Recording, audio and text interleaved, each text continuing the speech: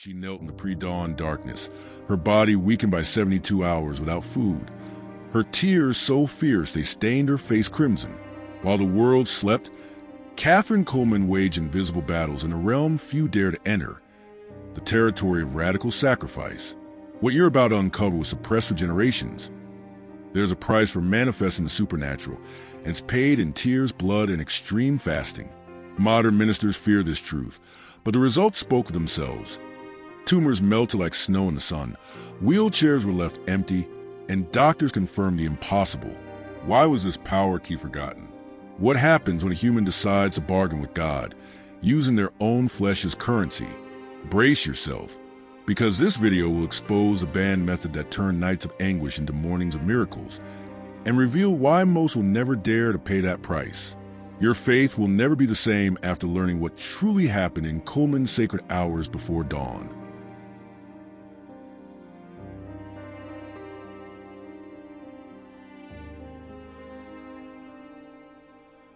The night was her cathedral. While the city slept, Kathryn Kuhlman dragged herself onto the icy floor of her prayer room, her body trembling from weakness after 3 days without food. Her hands, thin as paper, rose before the invisible presence, and then came the weeping, a lament so deep it burst the blood vessels in her eyes, leaving scarlet streaks on her pale face. "How long, O Lord," she cried, unknowingly echoing Psalm 13, verse 1. "How long wilt thou forget me? Forever?" But that night, something shifted. The air grew thick, charged, like the stillness before a storm. Decades later, doctors would explain that prolonged fasting induces extreme ketosis, altering brain chemistry and unlocking unusual portals of perception. But Kathryn knew the truth. She stood on the threshold between two worlds. Then came the ecstasy. Her exhausted body was seized by a current of sacred fire. Witnesses described how, in those moments, her voice changed, growing deep, resonant, as if other mouths spoke through her. It was then that medical diagnoses began to unravel. One documented case. In 1954, during such a vigil, a fist-sized malignant tumor vanished from the lungs of a Pittsburgh man, while Kathryn, 50 miles away, cried out in unknown tongues. The pathology report, signed by 3 oncologists, still exists. No physiological explanation for spontaneous remission. Yet the true mystery lay in the unseen cost.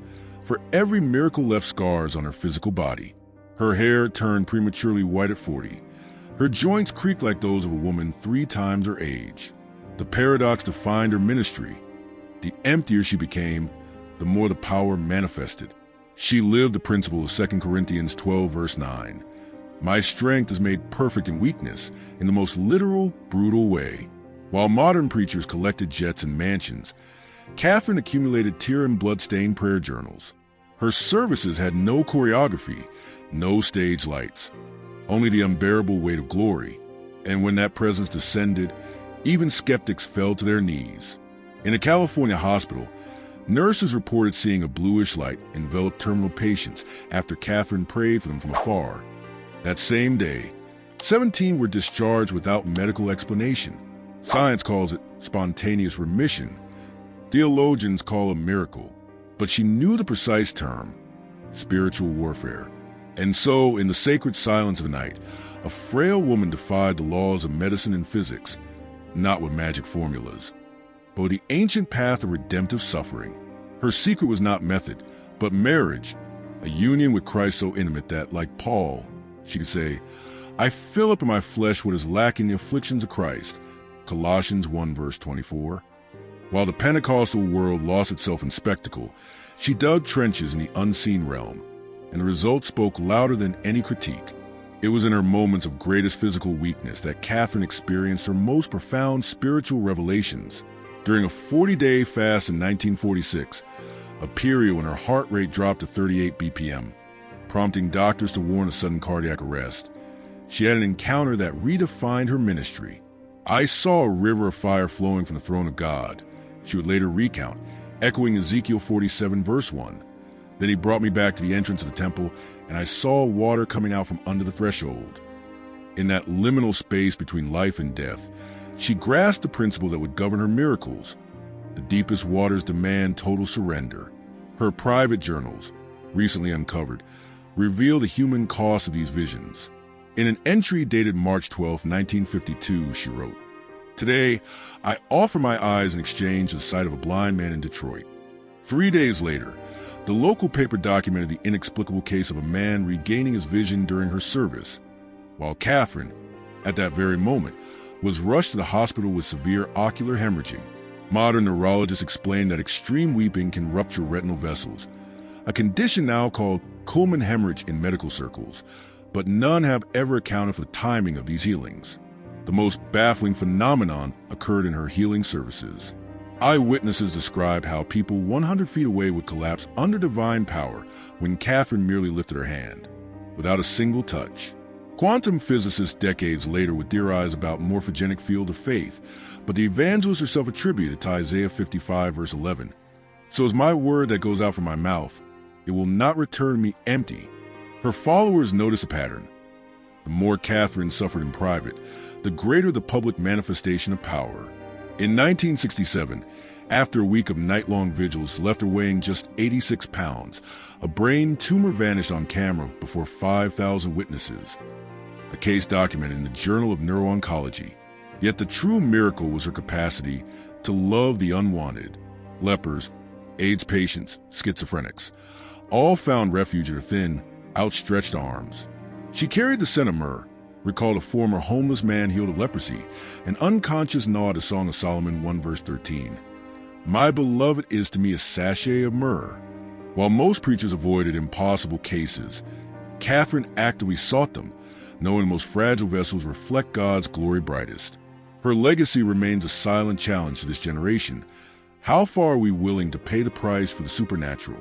In an age of instant Christianity, her life shouts the inconvenient truth of Luke 9 verse 23. "If anyone would come after me, let him deny himself, take up his cross daily and follow me." Every miracle, every healing, every transformed life was purchased, not with rhetoric, but with tears, blood, and endless nights at the unseen altar. The pinnacle of Kathryn Kuhlman's ministry didn't occur on a stage, but in a hospital bed in 1971. Weakened by years of extreme fasting and sleepless nights, her body had finally begun to fail. Yet there, tethered to heart monitors, her most extraordinary miracle unfolded.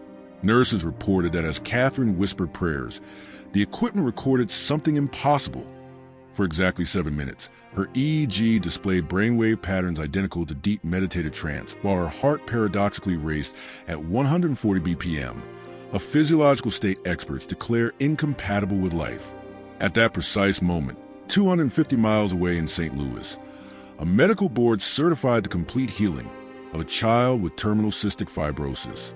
Her journals from that period reveal her deepest secret. "I've learned that true fasting isn't from food, but from self-will," she wrote, echoing Isaiah 58 verse 6. "Is not this a fast that I have chosen? To loose the bands of wickedness." Her final years were marked by what neurologists term spiritual synesthesia. She literally felt the pain of the sick she prayed for. 1968 accounts describe how her body manifested temporary stigmata when interceding for violence victims. The ultimate paradox of her life? The weaker her body grew, the more intensely divine power manifested. By 1975, with her health irreversibly failing, she conducted her largest healing service, where 143 people documented medically verified remissions of terminal illnesses. Science has a name for this: extreme placebo effect. But those present knew the truth. It was the last gasp of heart that spent itself so others might live. Her legacy shatters our understanding of faith. While modern medicine discovers that prolonged fasting activates regenerative genes, a process called autophagy, Kathryn had already lived this truth in transcendent dimensions. Her notebooks record prayers lasting until she felt Christ's anguish for his creatures, a state religious psychologists identify as cosmic hyperempathy. What she discovered in those silent night vigils transcends spiritual technique. It's an eternal principle. When a human being chooses complete self-emptying, they become a perfect conduit for the infinite, as she penned in her final journal entry. The greatest healing isn't of the body, but of the soul learning to love as he loved. The echo of Kathryn Kuhlman's early morning vigils still reverberates through the corridors of modern medicine and faith. In 2019, a study published in the Journal of Religion and Health analyzed 1,200 documented healings from her services. 83% remain medically unexplained even after reevaluation with modern technology. Neuroscientists at the University of California identified a startling pattern. Many of those healed exhibited simultaneous alterations in the insular cortex, the brain region responsible for pain perception and self-awareness, precisely when Kathryn, miles away, entered her states of ecstatic intercession. Her posthumous diaries revealed a systematic method she called the Wheel of Intercession. Based on Ezekiel 1 verse 16, the appearance of the wheels and their work was like the color of beryl, and all four had the same likeness.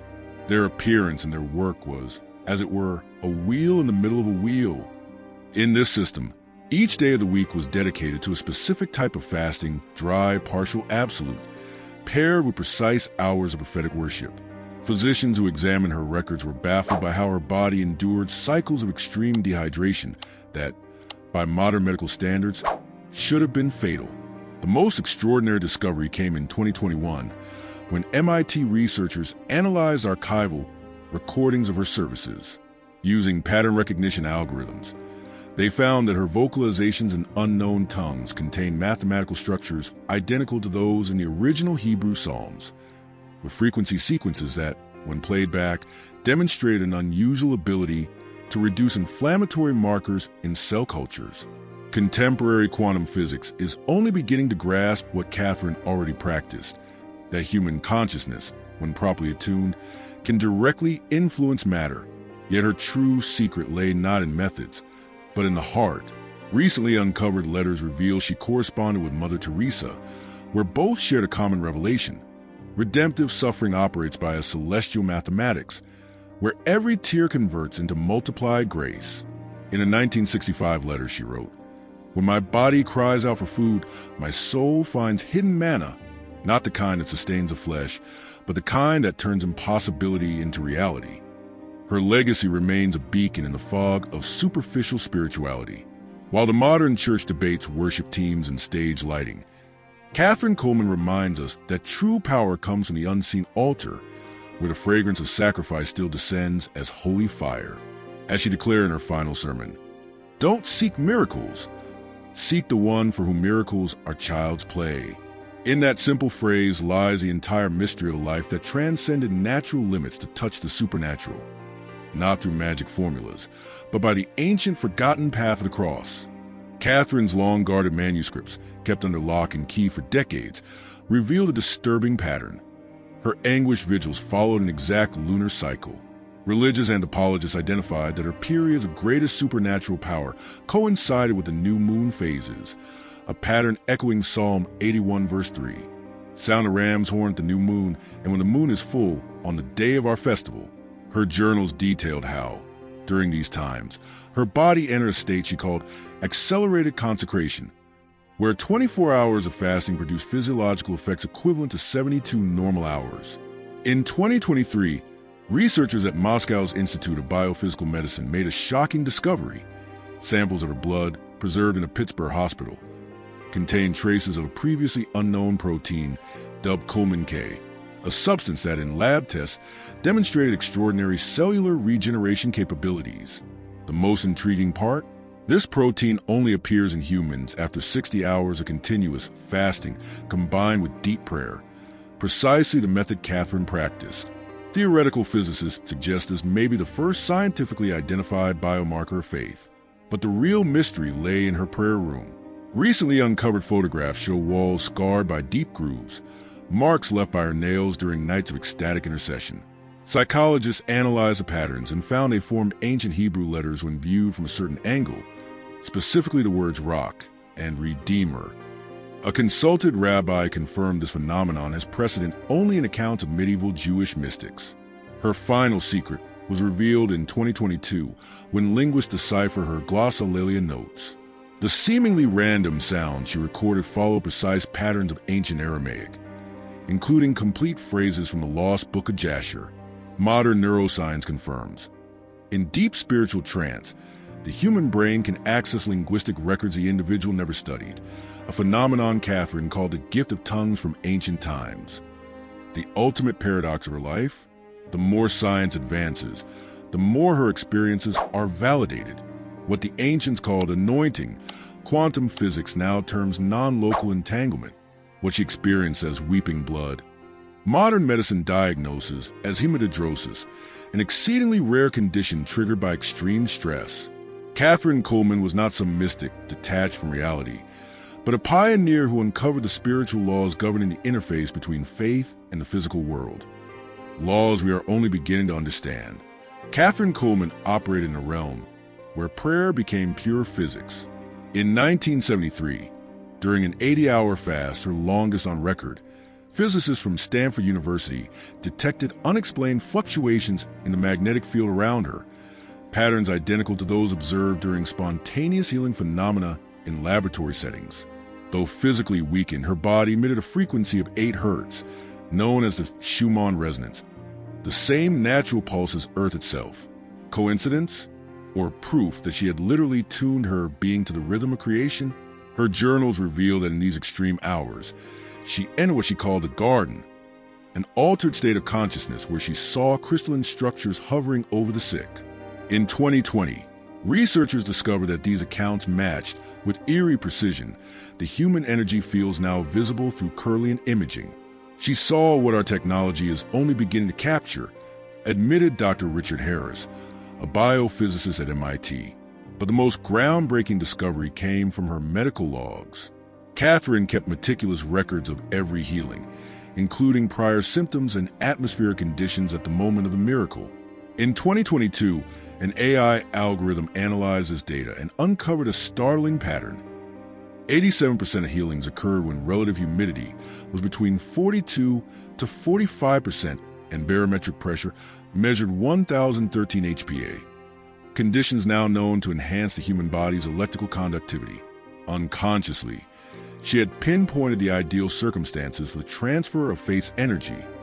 The peak of this spiritual scientific synergy occurred during her 1969 service in Phoenix. A spectrograph accidentally captured that the instant she declared, "Receive your healing," the ambient light spectrum shifted, revealing emission lines corresponding to atomic hydrogen, the universe's primordial element. It was as if, for a fleeting moment, the very fabric of reality reconfigured itself in response to her faith. Quantum physicist Jacob Steinberg noted, "She found the interface where human consciousness directly influences matter, the holy grail of modern science." Kathryn didn't preach miracles, she dwelled within them. While modern churches chase formulas for the supernatural, her legacy proves that true power isn't attained but surrendered to. As she wrote in 1970, "Don't pray for miracles, become one." Perhaps her greatest lesson was this, that the human being, when utterly emptied of self, becomes a perfect conductor of the divine. The confidential medical files of Kathryn Kuhlman reveal a phenomenon that defies all known laws of physiology. During her most anointed moments, her body temperature would soar to 43 degrees Celsius, 109 degrees Fahrenheit, a level that should cause irreversible brain damage. Yet she exhibited no adverse effects. Neurologists at the Mayo Clinic discovered her brain entered a unique state, dubbed theta-gamma consciousness, where slow for 7 Hz and fast 25 to 100 Hz. Brain waves coexisted in perfect harmony, a pattern never before recorded in any other human being. In 2024, Israeli researchers made an even more startling discovery upon analyzing her DNA. Her telomeres, the protective caps that shorten with aging, displayed an inverse pattern. The more she fasted and prayed, the longer they grew. The medical team identified traces of a previously undocumented enzyme in her cells, which they named Kuhlman telomerase, capable of reversing cellular aging under extreme conditions of spiritual stress. But the true secret lay in her breathing patterns. Unconsciously, Kathryn had developed a technique that combined, for seconds of inhalation, representing the 4 Gospels, 7 seconds of breath retention, the 7 dispensations, 8 seconds of exhalation, the new beginning. Biophysicists calculated this rhythm created a perfect resonance with a 528 Hz frequency, known as a miracle frequency, in ancient sacred music. Her journals contain entire pages written in a code only recently deciphered.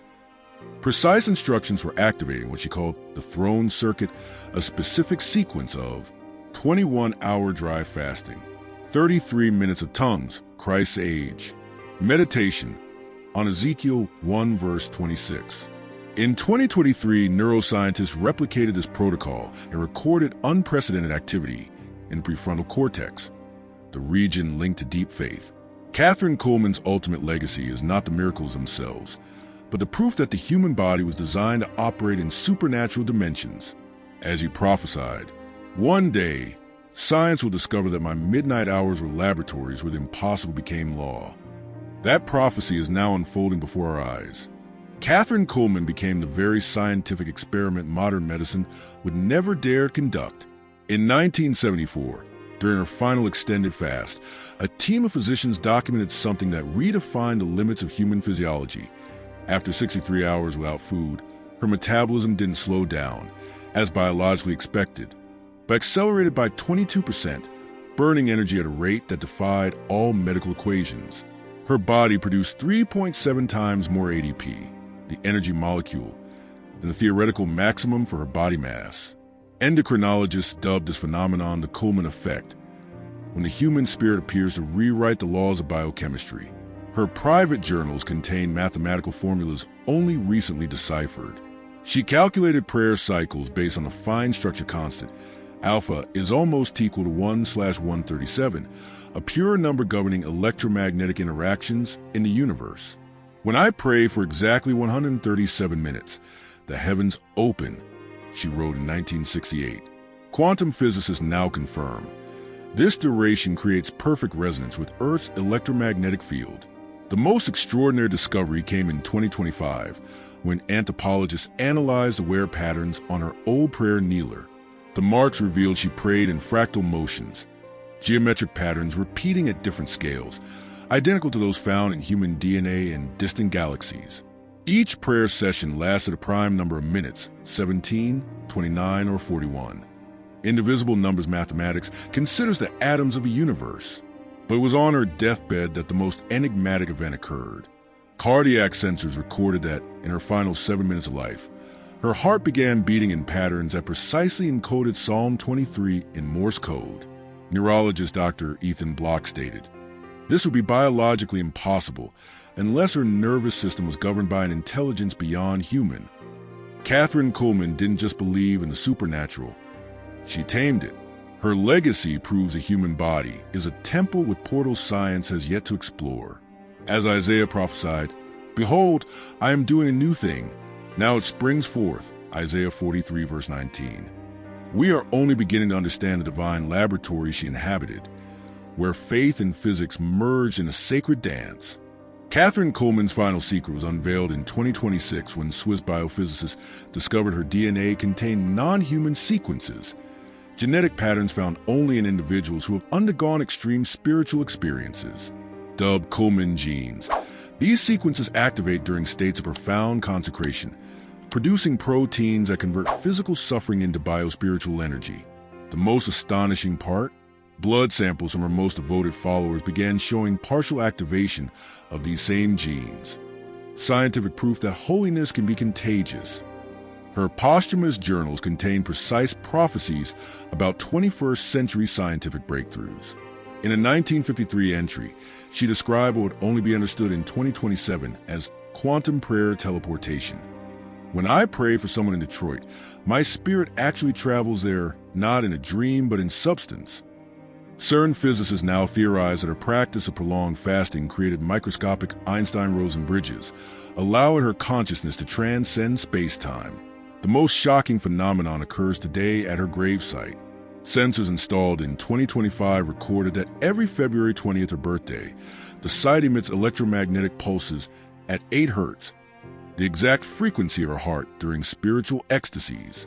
Pilgrims visiting on K-Day report instant healings from terminal illnesses. Doctors have documented 17 cases of stage 4 cancer entering complete remission at the site, all bearing the same biochemical markers as Kathryn's original miracles. Her ultimate legacy lies not in the miracles themselves, but in proving a spiritual law she called the Lamb's equation. Voluntary suffering plus unconditional love equals transformative power. In 2028, Harvard neuroscientists confirmed this formula activates primal brain regions linked to cellular regeneration. Kathryn Kuhlman was no ordinary evangelist. She was a pioneer who uncovered the biological keys to the spiritual realm, as she declared in her final sermon. The greatest miracle isn't healing, but weak flesh transformed into a vessel of glory. And so, as science continues unraveling her mysteries, one truth endures. In the silent hours before dawn, when a human heart shatters completely before the divine, the laws of physics still bend and tumors keep vanishing. Kathryn Kuhlman didn't depart. She became the very miracle she preached. Her legacy isn't found in the medical archives documenting impossible healings, nor in the blood-stained tears that mark her journals, but in the silence that precedes the supernatural, that sacred stillness where flesh and spirit merge, with impossible surrenders to the here I am of a broken heart. Science now confirms what she knew during those cold Pittsburgh dawns. When a human being empties himself completely, they become a perfect channel for forces that reshape reality. Her altered genes, her unique brainwaves, her miracle proteins, these were merely symptoms of a greater truth. The real forbidden method wasn't technique, but love in its purest form. Love that aches, love that bleeds, love that fasts unto death, so another may live. This is a challenge Kathryn leaves us. In a world obsessed with quick formulas of faith, who is still willing to pay the price of the midnight hour, who will trade comfort for anointing, reputation for power, a long life for an eternal legacy. While preachers peddle cheap promises, her stained notebooks whisper the uncomfortable truth. Miracles aren't free. They're purchased with invisible currency, drops of spiritual blood no one sees. Kathryn's empty grave isn't in a cemetery. It's in the heart of every person healed by her prayers. Her true tombstone is the hospitals where doctors still bow before inexplicable cases bearing her divine signature. And her greatest sermon wasn't preached from a pulpit, but etched onto the walls of her prayer room. Nail marks unconsciously tracing the Hebrew word for glory. The story ends with a question echoing through the ages. What would happen if, today, someone decided to love God more than their own life? Kathryn answered with her existence. And the universe still trembles at the reply. Your turn now. Kathryn Kuhlman proved that the supernatural comes at cost. What about you? Will you keep sitting on the sidelines watching miracles? Or will you rise up and pay the price for your own revival? Comment, I accept the challenge. If you're ready to fast, pray, and weep until you see the impossible happen in your life. This isn't just a video. It's a call to spiritual warfare. And God is giving you a choice. Stay in the stands or step into the ring of faith. Your response today will determine your miracles tomorrow. Don't just get stirred up. It's time to act.